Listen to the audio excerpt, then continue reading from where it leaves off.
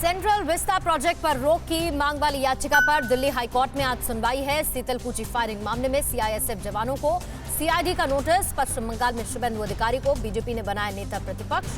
देश से जुड़ी अहम खबरें देखिए टॉप 9 राष्ट्र।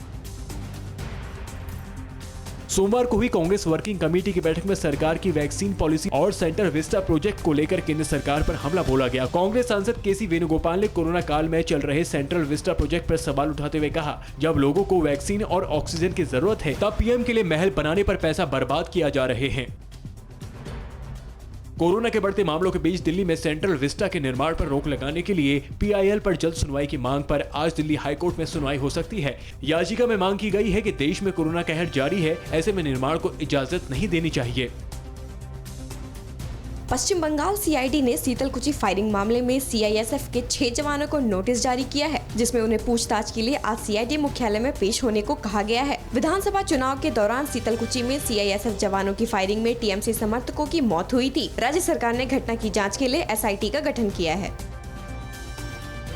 सीआईडी के सीतलकुची फायरिंग मामले में सीआईएसएफ के 6 जवानों को नोटिस भेजने पर बीजेपी नेता कैलाश विजयवर्गीय ने कहा है कि सीआईडी राजनीति से प्रेरित होकर काम कर रही है, उनको बुलाने का कोई अधिकार नहीं है। वहीं बीजेपी नेता शुभेंदु अधिकारी ने कहा है कि बंगाल सीआईडी सीआईएसएफ नोटिस भेजने का अधिकार नहीं रखती।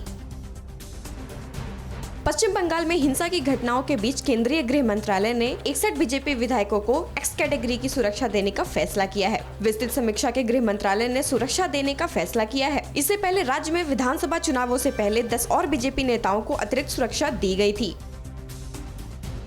बीजेपी ने नंदीग्राम से ममता बनर्जी को हराने वाले विधायक शुभेंदु अधिकारी को पश्चिम बंगाल विधानसभा में नेता प्रतिपक्ष चुना है। केंद्रीय मंत्री रविशंकर प्रसाद ने विधायकों की बैठकों के बाद उनके नाम की घोषणा की। ऐलान के बाद शुभेंदु ने कहा कि मैं राज्य के लोगों की उम्मीदों को पूरा करने के लिए काम करूंगा। लोकसभा में कांग्रेस संसदीय दल के नेता अधीर रंजन चौधरी ने राष्ट्रपति रामनाथ कोविंद को खत लिखकर अनुरोध किया है कि कोरोना महामारी की वजह से बने हालात में एक विशेष संसद सत्र बुलाया जाना चाहिए, जिससे देश भर के सांसद अपने क्षेत्र में राज्य की स्थिति के बारे में बता सके, जिससे लोगों की परेशानी कम करने का रास्ता निकाला जा सके।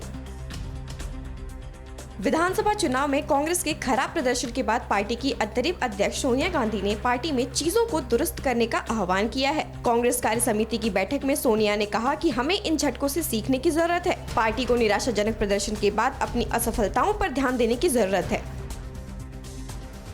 केंद्र शासित प्रदेश जम्मू कश्मीर के उपराज्यपाल मनोज सिन्हा का आधिकारिक ट्विटर हैंडल सोमवार को सस्पेंड कर दिया गया। हालांकि थोड़ी देर बाद ही इसे फिर से बहाल कर दिया गया। मामले पर ट्विटर की ओर से कहा गया कि टेक्निकल ग्लिच के कारण उपराज्यपाल का ट्विटर हैंडल कुछ देर के लिए बंद हुआ था।